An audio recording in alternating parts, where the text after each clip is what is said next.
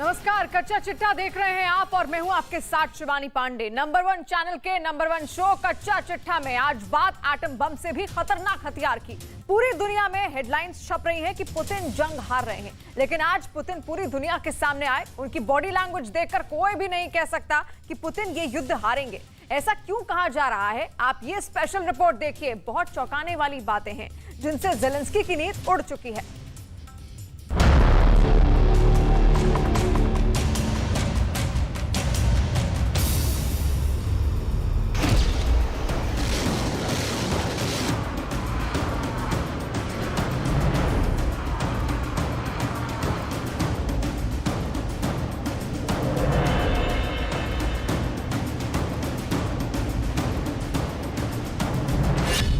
Putin ने अपने सैनिक को गले लगाया।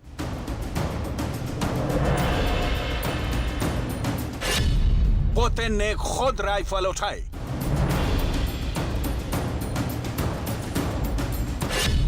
पुतिन ने गोलियां बरसाई।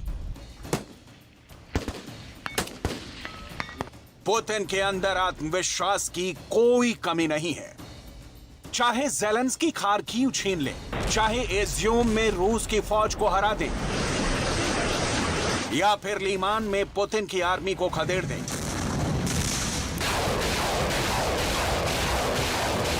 और खेरसौन में भी क्यों ना पुतिन की आर्मी का हौसला टूट जाए, लेकिन पुतिन का हौसला कोई नहीं तोड़ सकता। पुतिन कभी हार नहीं मानते। पुतिन के अंदर भरपूर आत्मविश्वास है कि जंग आखिरकार वही जीतेंगे।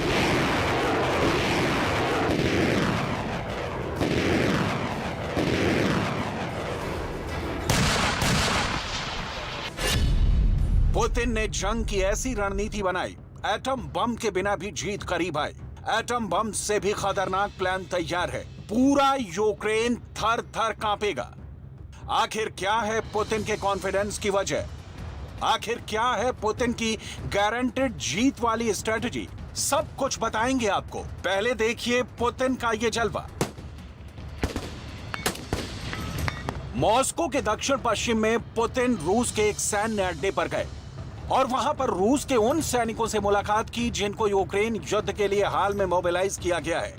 पुतिन खुद ये चेक करना चाहते थे कि जो राइफल लेकर उनके जांबाज यूक्रेन की रणभूमि में जाने वाले हैं, उनमें कितना दम है।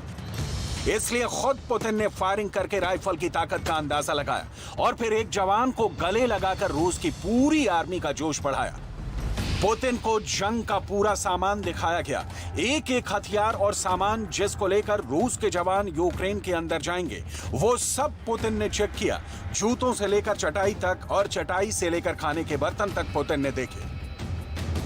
पुतिन खुद इस वीडियो को शूट करवा रहे हैं। इस वीडियो को बाकायदा न्यूज एजेंसियों को पुतिन की सरकार के द्वारा भेजा गया है।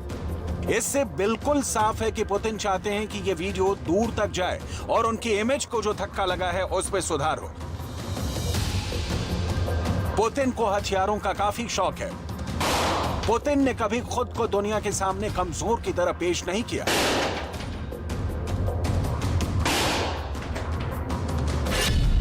पुतिन मार्शल आर्ट और जूडो कराटे जानते हैं। पुतिन शेर का शिकार करते हैं। पुतिन स्कूबा डाइविंग करते हैं। पुतिन घोड़े की सवारी करते हैं। और पुतिन जंग के मोर्चे पर भी फायरिंग करने का दमखम रखते हैं। पुतिन कॉन्फिडेंट इसलिए हैं क्योंकि पुतिन ने यूक्रेन की पावर को पूरी तरह खत्म कर देने का प्लान बनाया है और इसके लिए पुतिन ने हमला किया है यूक्रेन के बिजली घरों पर।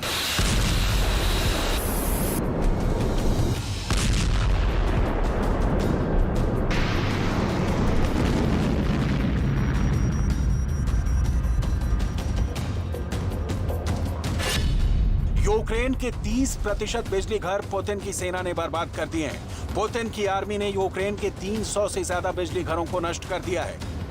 पुतिन आखिर ऐसा क्यों कर रहे हैं? बिजली घरों पर हमला करने के पीछे पुतिन की रणनीति क्या है? दरअसल यही पुतिन की वो स्ट्रेटजी है जो एटम बम से भी ज्यादा खतरनाक है। दरअसल यूक्रेन के अंदर दिसंबर के महीने में पुतिन की फौज से भी बड़ा हमला सर्दियों का होगा। आज यूक्रेन का तापमान 8 डिग्री सेल्सियस है और दिसंबर से मार्च तक यूक्रेन का मिनिमम टेम्परेचर -4 डिग्री सेल्सियस तक चला जाएगा और तब ठंड से बचने के लिए यूक्रेन के लोगों को जरूरत होगी हीटर और ब्लोअर की।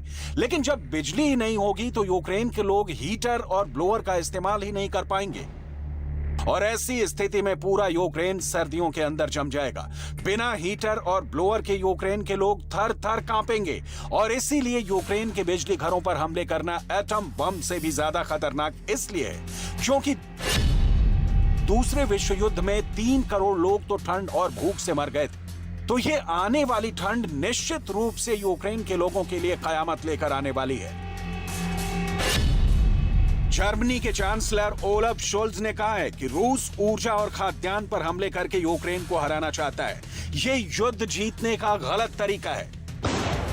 यही वजह है कि खार्किव, इज्यूम और लीमान में रूस की सेना को हराने के बाद और खार्किव में 500 वर्ग किलोमीटर से ज्यादा जमीन दोबारा वापस लेने के बाद भी ज़ेलेंस्की चैन की सांस नहीं ले पा रहे हैं।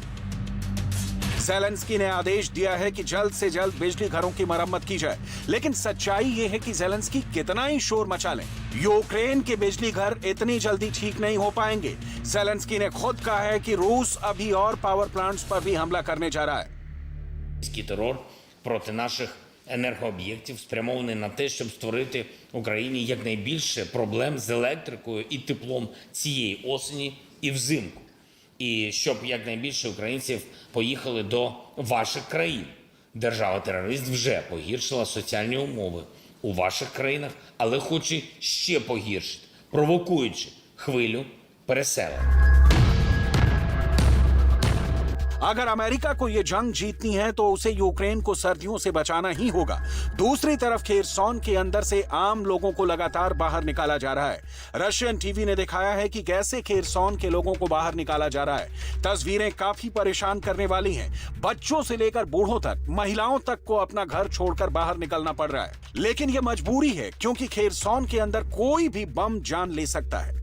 Пришло довольно-таки много людей эвакуируется, выстроили уже определенную цепочку работы, никаких уже проблем нету, катера отходят вовремя, полная посадка, там уже в Олежках ждут, распределяют по автобусам, и люди едут на Крым. Ну, в принципе, с каждым днем все больше и больше тревога нарастала. Из-за чего до последнего тянули, думали, что обойдется. खेरसॉन और यूक्रेन से जंग की जो नई तस्वीरें आई हैं, वो काफी ज्यादा खतरनाक और दिल दहलाने वाली हैं। ये तस्वीर देखिए। यूक्रेन समर्थक एक ट्विटर हैंडल का दावा है कि रूस के सैनिक को यूक्रेन की आर्मी ने कैद कर लिया है।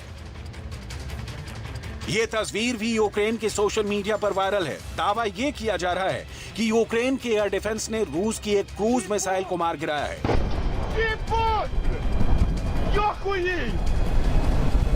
और ये तस्वीर देखिए। दावा है कि यूक्रेन की 10th माउंट असॉल्ट ब्रिगेड ने बहुत बेरहमी से रूस के बंकरों पर हमला किया है।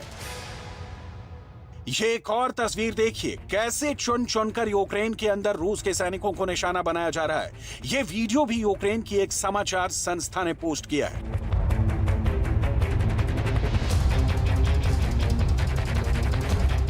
जंग में हालात बहुत खतरनाक बने हुए हैं। यूक्रेन का मीडिया जानबूझकर इन तस्वीरों को वायरल करवाता है ताकि रूस की आर्मी का हौसला टूट जाए। जिस तरह लगातार रूस के सैनिक पीछे हट रहे हैं, अब पुतिन को ज्यादा भरोसा अपनी खुद की बनाई हुई स्ट्रेटेजी पर है और इसीलिए पुतिन कोई चूक नहीं चाहते हैं। खेरसॉन पुतिन की नाक का सवाल है और इस बहुत बड़ी जंग से पहले पुतिन ने रूस के हर हथियार को दोबारा चेक किया है।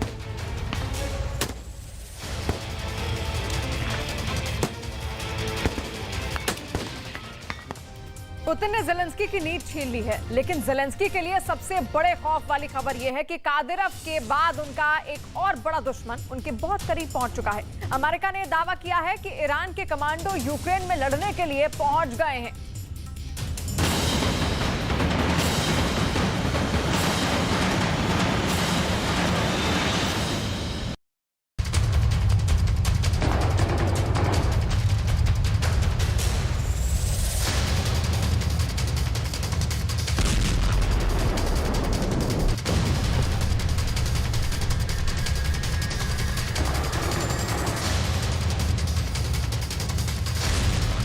ईरान, उसका आत्मघाती ड्रोन, रूस। क्या अब यूक्रेन में उतर चुकी है ईरान की फौज? क्या बाइडेन का दुश्मन अब ज़ेलेंस्की को भी नहीं छोड़ेगा? पहले यूक्रेन में ईरान का आत्मघाती ड्रोन शाहिद 136 आया, फिर फतह मिसाइल और अब ईरान की स्पेशल फोर्स। ज़ेलेंस्की क्या करेंगे? ज़ेलेंस्की कैसे बचेंगे? व्लादिमीर पुतिन की ताकत एकदम से बढ़ गई है और ये ज़ेलेंस्की के साथ नाटो और अमेरिका के लिए बहुत बड़ी बैड न्यूज है। यूक्रेन में 10 दिनों के अंदर पूरा बैटल ग्राउंड बदल गया है। ज़ेलेंस्की को 440 वोल्ट का सबसे बड़ा शॉक पुतिन के सबसे बड़े दोस्त ईरान से मिला है।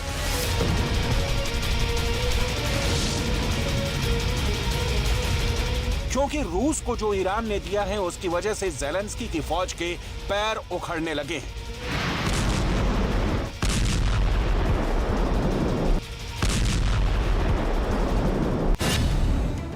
रूस ने उन ड्रोन से कीव पर हमले किए। ईरान पुतिन को फतह मिसाइल भी दे सकता है। ये मिसाइल मिली तो ज़ेलेंस्की का बंकर भी उनको कैसे बचाएगा, कहना मुश्किल है। लेकिन अब दावा किया जा रहा है कि ईरान की स्पेशल फोर्स यूक्रेन पहुंच चुकी है और वो पुतिन की फौज के साथ कंधे से कंधा मिलाकर लड़ रही है। ये दावा अमेरिका का है, नाटो का है और ऐसी खबरें देखकर ज़ेलेंस्की बहुत ज्यादा नर्वस हो गए हैं।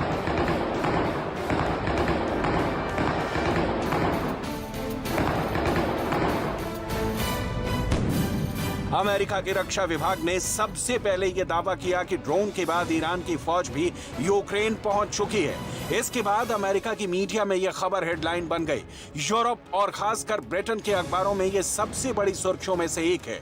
इजराइल को तो बड़ा शॉक लगा और उसके अखबारों में इसको लेकर कई रिपोर्ट छपी हैं।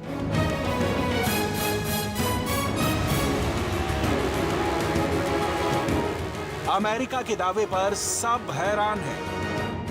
And our understanding is that they're on the ground in Crimea, assisting Russian military personnel as they conduct these drone operations in Ukraine. Assisting them, but they're not directly operating the drones. My understanding is that it's the Russians who are flying the drones.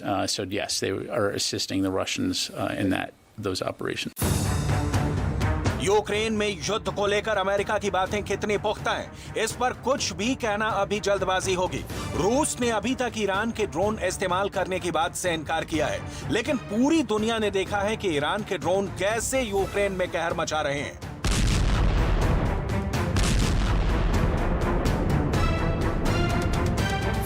सबसे नए मुकाबले की शुरुआत तो Ukraine ने की थी जब 8 अक्टूबर 2022 को क्राइमिया को रूस से जोड़ने वाले पुल पर हमला किया गया था। इस धमाके को ज़ेलेंस्की और नाटो का मास्टर स्ट्रोक बताया गया था। पूरी दुनिया में रूस और पुतिन का मजाक बनाया गया। पश्चिमी मीडिया ने कहा कि इस हमले के बाद पुतिन की हुकूमत का अंत करीब है, लेकिन 2 दिन बाद 10 अक्टूबर 2022 को पुतिन की तीसरी आंख खुली। कीव से लेकर यूक्रेन के कई शहरों की सुबह धमाकों के साथ हुई, जिसमें सबसे बड़ी भूमिका ईरान के ड्रोन शाहिद 136 की थी।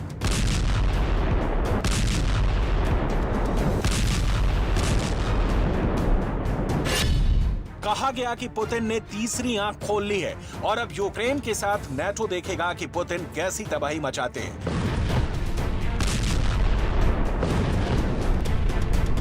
पुतिन ने बदला बहुत आराम से और बहुत खामोशी से लिया, लेकिन अब वो इस गुस्से को आगे अंजाम तक पहुंचाना चाहते हैं। यही वजह है कि अब ईरान के ड्रोन के साथ ईरान की फौज का यूक्रेन पहुंचने का दावा किया जा रहा है और इससे अमेरिका सबसे ज्यादा घबराया हुआ है। ईरान की स्पेशल फोर्स की कई यूनिट इस वक्त रूस की फौज के साथ एक्टिव हो सकती है। ये ट्रेनिंग के साथ साथ स्पेशल मिशन में उसका साथ दे सकती हैं। ईरान और रूस की फौज ने इससे पहले सीरिया में मिलकर काम किया है और वहां आतंकवादी गुट ISIS को खत्म करने के साथ साथ ईरान ने अमेरिका को भी सीरिया में काबू में रखने में एक दूसरे की मदद की है। लिहाजा युद्ध में ईरान का अनुभव कम नहीं है और पुतिन यूक्रेन में भी ईरान के टैक्टिक्स से बहुत कुछ सीख सकते हैं।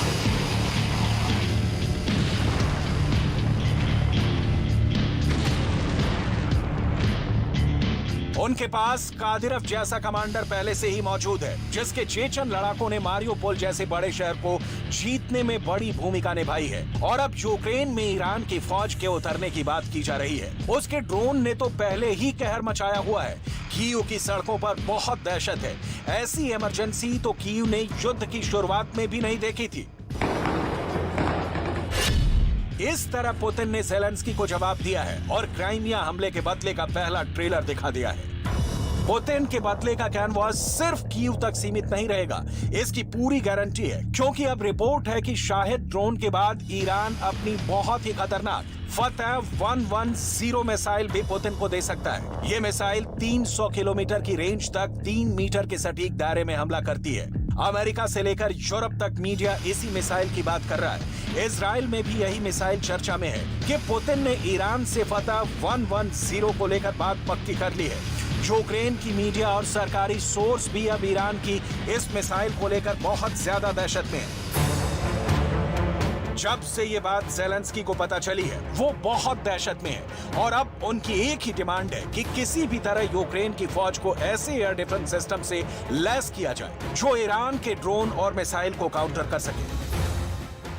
Сьогоднішній російський обстріл ракетами і дронами теж призвів до нових перебоїв з електрикою, але це виправляється. Відновлювальні роботи тривають. Така форма терору не дасть Росії нічого навіть зараз, коли ми ще не маємо достатньої кількості систем ППО. दरअसल पुतिन ने अपनी क्रूज मिसाइल और ड्रोन हमलों से यूक्रेन के बिजली घरों को टारगेट किया है, ताकि ज़ेलेंस्की को पता चल सके कि रूस चाहे तो उसे घुटने के बल पर बैठने को मजबूर कर सकता है। Попыток проведения на нашей территории терактов, ответы со стороны России будут жесткими и по своим масштабам будут соответствовать уровню угроз, создаваемых Российской Федерацией. ज़ेलेंस्की अपने वीडियो स्टेटमेंट में बार बार ईरान के ड्रोन का नाम ले रहे हैं, क्योंकि पुतिन इस वक्त यूक्रेन में ईरान के शाहिद 136 सुसाइड ड्रोन का लगातार इस्तेमाल कर रहे हैं, जो उड़ता हुआ बम है और वहां जाकर गिरता है जिस टारगेट को उसे पूरी तरह से खत्म करना होता है। अमेरिका का दावा है कि ईरान के सैनिक रूस को लगातार ट्रेनिंग दे रहे हैं। हालांकि रिपोर्ट्स ऐसी मिलती रही हैं कि रूस ने जुलाई और अगस्त में अपनी फोर्स को ईरान के ड्रोन्स ऑपरेट करने की ट्रेनिंग दी थी। इसमें 3 ड्रोन शामिल रहे, जिसमें मुहाजिर 6, शाहिद 129 और शाहिद 191 ड्रोन शामिल हैं। ये ड्रोन सर्विलांस के साथ साथ दुश्मन पर बम गिराने का काम कर सकते हैं। इसमें शाहिद 136 वाकई बहुत खतरनाक ड्रोन है, जो अकेले हमला नहीं करता, बल्कि एक साथ कई ड्रोन लॉन्च किए जाते हैं। ये आत्मघाती ड्रोन है। इन्हें ईरान का कामिकाज़े ड्रोन कहा जाता है, जो यूक्रेन की पोजीशन पर अटैक कर रहे हैं। पुतिन ने ऐसे ड्रोन्स के जरिए कीव पर हमले का प्लान क्राइमिया ब्रिज अटैक के फौरन बाद बना लिया था। ईरान को इस युद्ध में शामिल करने की प्लानिंग बहुत ध्यान में रखकर की गई है। पुतिन ने बस ज़ेलेंस्की को सबक सिखाने का ऑर्डर दिया और उसके बाद उनके स्पेशल ऑपरेशन के नए कमांडर जनरल सर्गेई सुरोविकिन को आदेश मिला। जनरल सर्गेई सुरोविकिन को चेचन कमांडर रमजान कादिरव की सलाह के बाद बनाया गया है। लिहाजा पुतिन के लेटेस्ट ऑपरेशन कीव में कादिरव का भी दखल रहा होगा, इससे इनकार नहीं किया जा सकता। ईरान की फौज अगर यूक्रेन में है और वो इस युद्ध में आगे के मोर्चों पर लड़ रही है, तो सबसे बड़ा खतरा इस युद्ध के फैलने का है, क्योंकि इस बात से तो सब वाकिफ हैं कि यूक्रेन की मदद नेटो की फौज कर रही है। ऐसे में यूक्रेन की जमीन एक ऐसे बड़े युद्ध की तरफ बढ़ रही है जिसमें खून की छींटें अगर यूरोप या फिर रूस के शहरों की तरफ पड़ी तो इसके विश्व युद्ध में तब्दील होने में देर नहीं लगेगी। फिलहाल पुतिन क्राइमिया पुल वाला बदला ले रहे हैं। उनको यकीन था कि क्राइमिया ब्रिज पर हमला ज़ेलेंस्की के ऑर्डर पर किया गया है, इसीलिए उन्होंने ज़ेलेंस्की के बंकर को तबाह करने की ठान ली है। बस रूस की फौज उनके ऑर्डर मिलने का इंतजार कर रही है। Как вы только что доложили, сомнений нет. Это теракт, направленный на разрушение критически важной гражданской инфраструктуры Российской Федерации. Совершенно верно. И авторы, исполнители. इस वक्त यूक्रेन बहुत ज्यादा दहशत में है। ज़ेलेंस्की चाहे बड़ी बड़ी बातें कर रहे हैं, लेकिन उनको भी एहसास हो गया है कि पुतिन की तीसरी आंख खोलने के मायने क्या हैं। और अब तो पुतिन पूरे युद्ध को ईरान के चश्मे से भी देख रहे हैं, क्योंकि इस युद्ध में उसका सबसे बड़ा दुश्मन अमेरिका भी है। पुतिन बहुत खामोशी से फैसले ले रहे हैं। इसमें कादिरोव की सलाह भी है और उनके नए जनरल के खतरनाक आइडिया है। ज़ेलेंस्की की तरह पुतिन रोज बयान जारी नहीं करते, ना ही सेल्फी वाले वीडियो बनाते हैं। वो जब कैमरे के सामने आते हैं तो एक पुख्ता प्लान बनाने या उसे अंजाम पहुंचाने वाले भरोसे के साथ बात करते हैं। इसलिए अब ज़ेलेंस्की के लिए अंडरग्राउंड होने का वक्त आ गया है, क्योंकि अब पुतिन ने तीसरी आंख खोलकर शॉक एंड एव वाला एक छोटा सा ट्रेलर दिखा दिया है।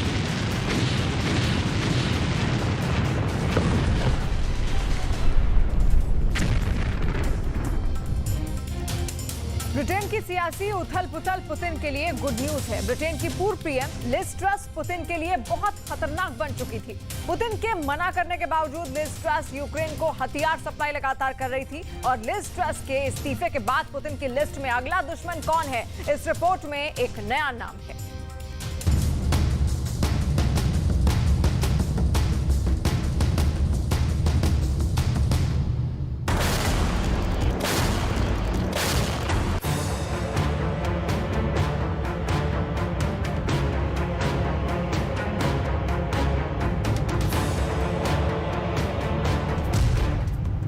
Finland, Sweden, Denmark, Estonia, Britain, America और यूक्रेन, ये फहरिस्त है प्रेसिडेंट पुतिन के लेडी दुश्मनों की, जिनकी अटैकिंग पॉलिसी और धारदार जुबान ने यूक्रेन में रूस का रुख मोड़ दिया है।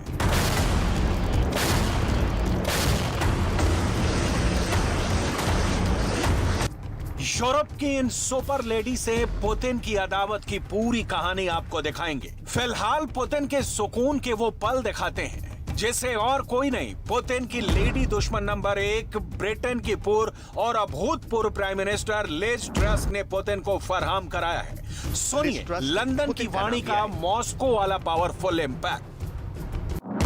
I came into office at a time of great economic and international instability. Families and businesses were worried about how to pay their bills. Putin's illegal war in Ukraine threatens the security of our whole continent, and our country has been held back for too long by low economic growth. Liz Truss ने सिर्फ 44 दिनों तक सत्ता का स्वाद चखा और दांत खट्टे हो गए। पूरी दुनिया इस वक्त इस सवाल का माकूल जवाब तलाश रही है कि ऐसी कौन सी विपत्ति, ऐसी कौन सी परेशानी, ऐसी कौन सी पॉलिसी लिज ट्रस को ले डूबी। तो पहले ब्रिटेन के भीतर की तस्वीर समझिए, जिसकी वजह से लिज ट्रस ने विदाई पत्र पर हस्ताक्षर किया। इसके बाद दिखाएंगे लिज ट्रस की रवानगी में प्रेसिडेंट पुतिन का योगदान। महंगाई, लिज ट्रस की महंगाई से लड़ने की पॉलिसी, कंजर्वेटिव पार्टी में लिज के प्रति अविश्वास, पीएम के तौर पर लिज का असंतुलित सत्ता संचालन।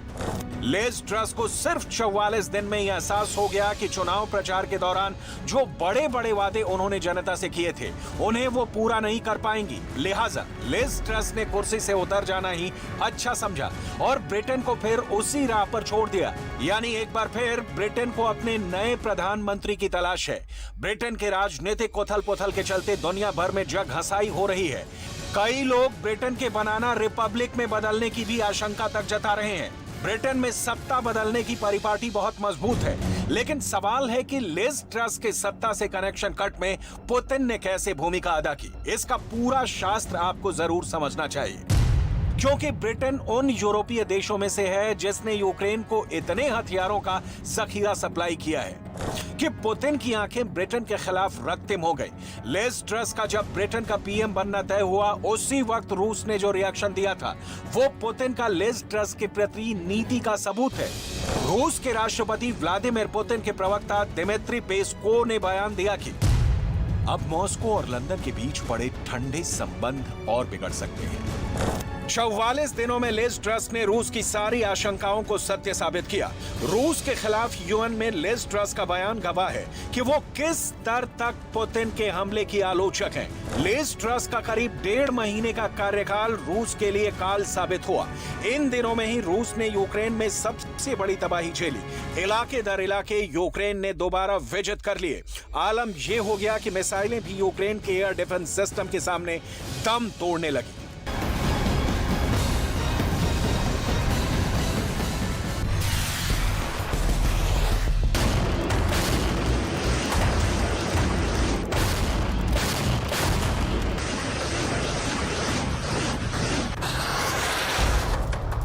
पुतिन की बेचैनी इसलिए ज्यादा बढ़ गई और इसके पीछे ब्रिटेन का बहुत बड़ा हाथ है। ब्रिटेन उन देशों में से है जिसके प्रधानमंत्री युद्ध काल में यूक्रेन की राजधानी कीव पहुंचते हैं, प्रेसिडेंट ज़ेलेंस्की के कंधे पर हाथ रखते हैं और बैक टू लंदन हो जाते हैं, इस बयान के साथ कि वो मरते दम तक यूक्रेन की रक्षा करेंगे। ब्रिटेन ने युद्ध के बिल्कुल शुरुआत से ही यूक्रेन के लिए खजाना खोल दिया, रूस को नाको चने चबाने पर मजबूर कर दिए। ब्रिटेन ने ज़ेलेंस्की की झोली को हथियार और डॉलर से मालामाल कर दिया। पुतिन की ब्रिटेन को रोकने की सारी कोशिश व्यर्थ साबित हो रही है। आखिरकार रूस ने लंदन पर बम गिराने की डायरेक्ट चेतावनी तक भी डाली। रूस के राष्ट्रपति व्लादिमीर पुतिन के पूर्व सलाहकार सेरेगेई मार्कोव ने यूक्रेन युद्ध में दखल के चलते ब्रिटेन को धमकी दी। अगर रूस के खिलाफ ब्रिटेन ने अपना आक्रमणकारी रवैया जारी रखा तो फिर ऐसा हो सकता है। यदि ब्रिटिश पीएम लिज ट्रस ने रूस को बर्बाद करने का अपना प्लान बंद नहीं किया तो फिर लंदन की जनता को समझना चाहिए कि वो भी परमाणु हथियारों की जद में है। बोरिस जॉनसन के दौर की सारी रूस के खिलाफ नीतियों को लिज ट्रस ने जारी रखा। पिछले महीने ब्रिटेन की पूर्व पीएम ने संयुक्त राष्ट्र में पुतिन के लिए जो कहा, आज जरूर सुनना चाहिए। New UK weapons are arriving in Ukraine as I speak, including more MRLS rockets. We will not rest until Ukraine prevails. In all of these areas, on all of the fronts, the time to act is now. This is a decisive moment in our history, in the history of this organisation and in the history of freedom. The story of 2022 could have been that of an authoritarian state rolling its tanks over the border of a peaceful neighbour and subjugating its people. Putin को सबक सिखाने के लिए Liz truss की मंशा की कीमत उनके काल में ब्रिटेन की जनता चुकाती रही। ये डेटा देखिए। खाने पीने की चीजें महंगी होने के कारण महंगाई की दर पिछले महीने सितंबर में 10% से ऊपर पहुंच गई है। ये पिछले 40 सालों में सबसे ज्यादा है। बढ़ी हुई महंगाई के चलते ब्रिटेन की जनता को आम जरूरतों के लिए भी अधिक पैसे खर्च करने पड़ रहे हैं। मतलब ब्रिटेन में हाहाकार मचा है। और इसका पुतिन से क्या कनेक्शन है? यूक्रेन वॉर के उठते धुएं से कैसे ब्रिटेन की इकोनॉमी बर्बाद हो रही है, वो भी डेटा में देख लीजिए, क्योंकि इस बीच यूरोप में जमा देने वाली सर्दियां आने वाली हैं और पुतिन की भेजी गैस लंदन में नहीं होगी। रूस की गैस सप्लाई बंद होने के बाद ब्रिटेन और जर्मनी ऊर्जा संकट की भारी किल्लत से जूझ रहे हैं। ब्रिटेन में अब तक बिजली के बिल लगभग 80% तक बढ़ गए हैं। सऊदी अरब के बाद रूस दुनिया का दूसरा सबसे बड़ा ऑयल सप्लाई करने वाला देश है। रूस दुनिया भर में नेचुरल गैस का सबसे बड़ा निर्यातक है। रूस यूक्रेन वॉर से पहले यूरोपीय देश 40% गैस रूस से ही खरीदते थे। वहीं यूरोप को 30% तेल की सप्लाई भी रूस से ही होती थी। लेकिन जंग चल रही है, यूक्रेन धू-धू कर जल रहा है। पुतिन की मिसाइलों से ज़ेलेंस्की का मुल्क लहर रहा है।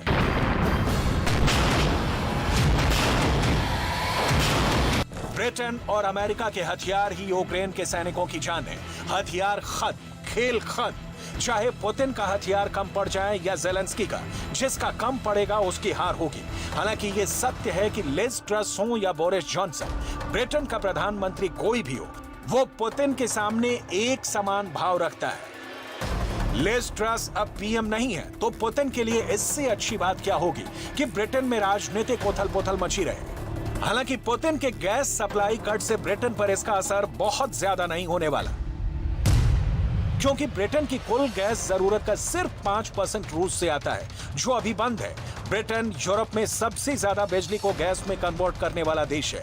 सर्दियों में गर्माहट बरकरार रखने के लिए हीटर इसी गैस से चलते हैं, वरना तापमान से आदमी ठिठुर कर मर जाए। अगली सर्दियों में वहां प्राकृतिक गैस और बिजली का औसत बिल 4000 पाउंड से ऊपर जा सकता है। 12 महीने पहले ब्रिटेन के लोग गैस और बिजली के लिए जो कीमत चुका रहे थे, ये रकम उससे 3 गुना ज्यादा होगी। लिज ट्रस गई तो ब्रिटेन में दूसरा पीएम आएगा, लेकिन इस बीच ब्रिटेन की व्यवस्था लड़खड़ा रही होगी। पुतिन एग्जैक्टली यही चाहते हैं कि उनका शत्रु लड़खड़ा जाए। दुश्मन नंबर 1 लिज ट्रस की विदाई के बाद अब पुतिन के दुश्मन नंबर 1 हैं, जिनके जाने से पुतिन तत्काल राहत पाएंगे। पुतिन की दुश्मन नंबर 2 स्वीडन भी पुतिन की आंखों की किरकिरी है और एंडरसन उनकी जाने दुश्मन। स्वीडन की तरफ फिनलैंड की प्रधानमंत्री सना मरीन को भी पुतिन फूटी आंखों नहीं सुहाते। पुतिन की पड़ोसी, पुतिन के दुश्मन फिनलैंड की पीएम सना मरीन पुतिन से बहुत नाराज है। पुतिन के दुश्मन नंबर 3 फिनलैंड भी पुतिन की मंशा से डरा हुआ दिख रहा है और फिनलैंड को भी तत्काल नेटो की सदस्यता चाहिए। पुतिन ने नेटो को चेतावनी दी है कि अगर स्वीडन और फिनलैंड नेटो में शामिल हुए तो रूस यूरोप के बाहरी इलाकों में परमाणु हथियार और हाइपरसोनिक मिसाइल तैनात कर देगा। फिनलैंड के बाद पुतिन के दुश्मन नंबर 4 डेनमार्क की प्रधानमंत्री मेटे फ्रेडरिक्सन पुतिन के खिलाफ जो बाइडेन के साथ खुलकर खड़ी है। डेनमार्क उन देशों में है जो पुतिन के खिलाफ है।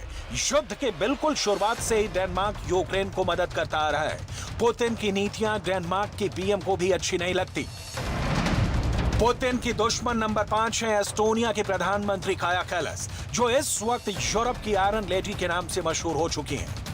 काया कैलास का देश एस्टोनिया रूस के सामने जैसे ऊंट के मुंह में जीरा जैसा क्षेत्रफल वाला देश है, लेकिन काया कैलास की इच्छा शक्ति और पुतिन के खिलाफ उनका बैर भाव देखिए कि यूक्रेन को हथियारों का जखीरा सप्लाई कर रही है। एस्टोनिया ने यूक्रेन को हजारों राइफल और लाखों गोलियां भेजी हैं। एस्टोनिया ने यूक्रेन को ग्रेनेड लॉन्चर और हजारों ग्रेनेड भी सप्लाई किए हैं। ये यूक्रेन की इन्फेंट्री का एक बड़ा हिस्सा बनी हुई हैं। रूस यूक्रेन युद्ध के खत्म होने से पहले पुतिन अपने हर एक दुश्मन के खात्मे की कोशिश करेंगे। रूस यूक्रेन का नतीजा क्या होगा ये तो वक्त बताएगा, लेकिन फिलहाल पुतिन मॉस्को में थोड़े खुश हैं कि ब्रिटेन में खलबली मची है।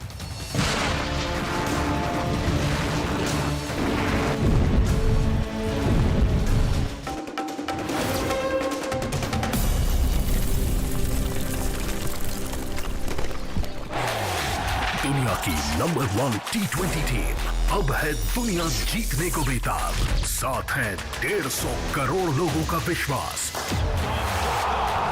जो कह रहे हैं न्यूज़ 18 इंडिया के साथ T20 वर्ल्ड कप की नंबर 1 कवरेज देखिए सिर्फ देश के नंबर 1 न्यूज चैनल पर। बनकर खड़े हैं। नेटो देशों से मिले हथियारों के दम पर यूक्रेन रूस को न सिर्फ चुनौती दे रहा है, बल्कि उस पर जोरदार पलटवार भी कर रहा है। और दावा यह है कि जेलेंस्की की सेना के ताकतवर हमलों के सामने पुतिन के सैनिक घुटने टेक रहे हैं। खैरसोन में तो यूक्रेन की सेना ने रूसी फौज को नाको चने चबवा दिए। पश्चिमी मीडिया का दावा है कि खैरसोन के ज्यादातर इलाकों पर जेलेंस्की की सेना ने फिर से कब्जा जमा लिया है। माना जा रहा है कि इसी वजह से पुतिन बेचैन है। उन्हें ये डर सताने लगा है कि कहीं खैरसोन उनके हाथ से निकल न जाए, और दावा किया जा रहा है कि इसी वजह से उन्होंने जंग के मैदान में मोर्चा संभाल लिया। और इसके जरिए उन्होंने न सिर्फ रूसी सैनिकों का हौसला बढ़ाया, बल्कि ये संदेश भी दिया कि जेलेंस्की के हार मानने तक उनका सैन्य अभियान रुकने वाला नहीं है। मतलब ये कि अमेरिका और नेटो की तमाम चेतावनियों के बाद भी पुतिन जंग से अपने कदम पीछे खींचने को तैयार नहीं है और अपनी सेना को अब तक का सबसे भीषण हमला बोलने के लिए तैयार कर रहे हैं। इसीलिए जंग में अपनी सेना का मनोबल बढ़ाने के लिए पुतिन रूस के रिजाइन प्रांत में मौजूद एक ट्रेनिंग कैंप में पहुंच गए। इस कैंप में यूक्रेन की जंग में भेजने के लिए बड़ी संख्या में सैनिकों को ट्रेनिंग दी जा रही है। वहां से जो वीडियो सामने आया उसमें पुतिन एक सैनिक की तरह स्नाइपर राइफल पर अपना हाथ आजमाते दिखे। इस दौरान उनके साथ रक्षा मंत्री सिर्गेई शोइगु भी नजर आए। राइफल चलाने के बाद सेना का हौसला बढ़ाने के लिए पुतिन ने वहां मौजूद सैनिकों से बातचीत भी की। और उनके इस दौरे के बाद पश्चिमी मीडिया ने दावा किया कि यूक्रेन में कई मोर्चों पर मिल रही हार से बौखलाए पुतिन ने अपनी सेना को वहां तबाही मचाने की खुली छूट दे दी है। 2 दिन पहले ही उन्होंने यूक्रेन के कब्जे वाले 4 इलाकों में मार्शल लॉ का ऐलान किया था, जिसका मतलब यह है कि जापोरिजिया, खैरसोन, डोनेस्क और लुहांस्क की रक्षा के लिए पुतिन कोई भी कदम उठा सकते हैं। क्योंकि यूक्रेन के इन चारों इलाकों को रूस में शामिल करने के बाद पुतिन ने ये धमकी दी थी कि वो इनको रूस के दूसरे इलाकों की तरह ही सुरक्षा देंगे, चाहे इसके लिए उन्हें एटम बम ही क्यों न दागना पड़े। मार्शल लॉ का ऐलान करने के 2 दिन बाद पुतिन ने जंग के लिए भर्ती किए जा रहे सैनिकों के ट्रेनिंग कैंप का दौरा किया। दावा किया जा रहा है कि यूक्रेन में कई जगहों पर मिली हार। प्रधानमंत्री मोदी ने केदारनाथ और बद्रीनाथ धाम में किया दर्शन पूजन। उत्तराखंड में विकास कार्यों की समीक्षा के साथ ही करीब 3,500 करोड़ की परियोजनाओं का किया शिलान्यास। दर्शन करके उनके आशीर्वाद प्राप्त करके जीवन धन्य हो गया, मन प्रसन्न हो गया और ये पल मेरे लिए चिरंजीव हो गए। दिल्ली में आयोजित इंटरपोल की जनरल असेंबली के समापन सत्र को गृह मंत्री अमित शाह ने किया संबोधित। बैठक में 195 देशों के प्रतिनिधि रहे शामिल। हिमाचल प्रदेश में जनसभा को संबोधित करते हुए भावुक हुए केंद्रीय मंत्री अनुराग ठाकुर। सुजानपुर में रैली के दौरान निकले आंसू। अरुणाचल प्रदेश में सेना का हेलीकॉप्टर दुर्घटनाग्रस्त। घने जंगल में गिरा हेलीकॉप्टर। सेना की सर्च टीम घटनास्थल के लिए रवाना। अयोध्या में दिवाली की तैयारियां हुई पूरी। लेजर शो से जगमगाई राम की पैड़ी। सरयू किनारे दीपोत्सव में शामिल होने अयोध्या जाएंगे पीएम मोदी।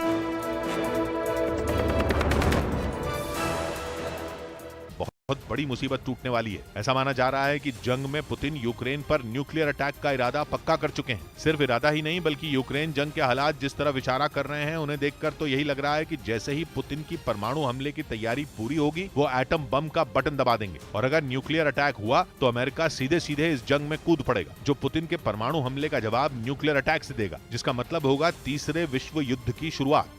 इस बीच चेचन कमांडर रमजान कादिरोव ने पुतिन से वफादारी निभाने के लिए अपने 3 बेटों को ही जंग